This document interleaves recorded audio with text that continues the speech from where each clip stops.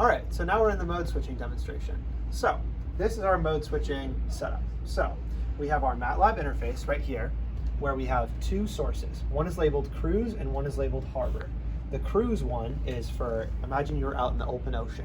It's steady state, there's not a lot of changing in throttle responses, whereas harbor, when you're pulling internet into and out of port, you need a system that's going to be able to respond to throttle inputs very quickly and reach higher peak currents. So we have two batteries. One of them is cruise mode right here on the left, and this one is harbor, the harbor source on the right.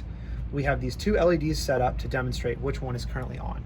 Right now, we're in cruise mode, and the system is set in autonomous mode, which means that when the current, which is going to be plotted right up here, passes a threshold, which in our case is 2 amps, that will be the decision point when it switches from the low power cruise mode to the higher power harbor mode. This is our motor, which will represent the propeller, and this is the throttle that we use to control it. It's all being controlled off of this computer and these two Arduinos. So as we can see, we can start the logging. So now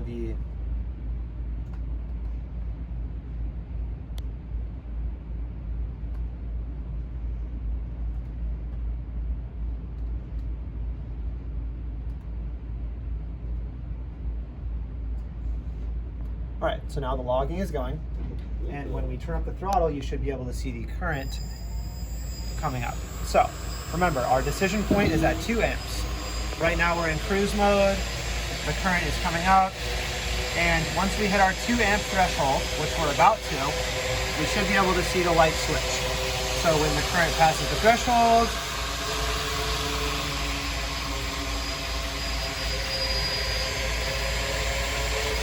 it switches.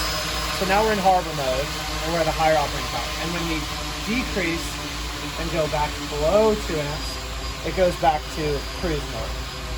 So we'll turn it off and show it again. So again, the red line is the current drawn. It's increasing.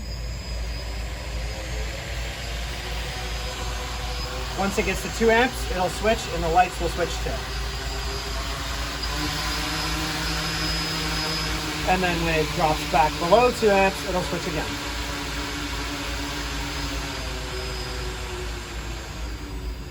And as you can see, this one represents it particularly well.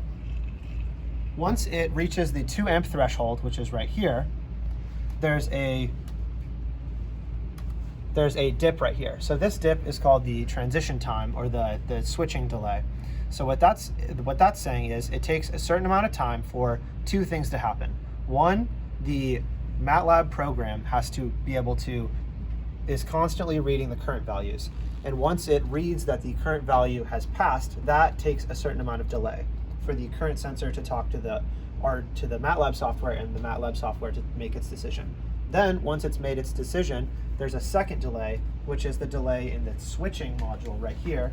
The two solid state relays, one has to close and one has to open. That takes an amount of time.